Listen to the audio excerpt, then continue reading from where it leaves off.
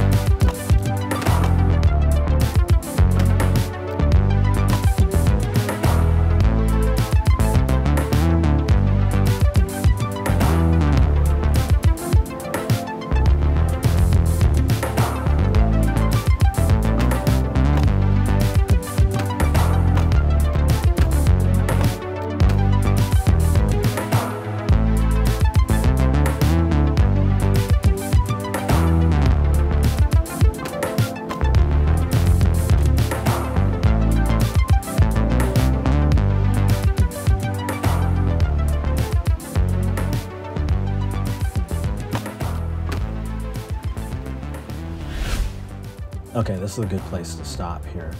And I'm pretty happy with how this little edging turned out here on the grass, separating the rock and the grass. And I wanted to use some of those rocks because I didn't want a clean, straight line from grass to the gravel river rock type thing. So placing these rocks in just down, I think breaks up that really hard edge and makes it look a little more natural. And it just looks much better, especially from inside looking out the window. I definitely like that more natural, uneven edge to it. And the river rock does blend pretty well with these large boulders, you know, color and texture wise. Not perfect, but I think they're pretty good. And it definitely gives a really cool look to it. I was also able to add in a little more water here in this big pond area up front. That was kind of difficult for a while. I couldn't figure out what water I used because they're not really labeled or numbered, and there's a lot that look a lot alike, but eventually I guess what I'm saying is I finally figured out what water matched with the original one that I put in there. So I was able to do that and match it up, and I think it looks pretty good. And I think putting in 2 chunks of water works much better and gives me more water space and gives this more of a pond, you know, rather than a little tiny koi pond, more of almost like your mini lake. And also did some work here in the living room area, adding in a little bit of furniture that I think is going to work. I was a little concerned with how large the living room area is. How do you furnish something like that? But I think I'm just going to go with the concept that this is pretty minimal modern look, you know, lots of open space. I'll figure out other things to put in there. I also was able to add in these stairs so then we can connect to the other side of the house rather than only that hallway by the front door. So I think this might lead up. I'm thinking I might put a kitchen or something like that. Maybe easy access to the kitchen right there might work and tie in better rather than having your bedroom window looking right into the living room. That's kind of odd. So, and as I said before, this is turning into a pretty large house, but that's okay. We're on the grid, right? So there's no limitations, although I do see my build meter going up. So I'm not sure if that works in the virtual workshop, but we'll see what we can do and try and finish this up under the build limit. So hopefully it doesn't crash, but I'll keep working on that next episode. Thanks for stopping by and watching this one. And until next time, keep building.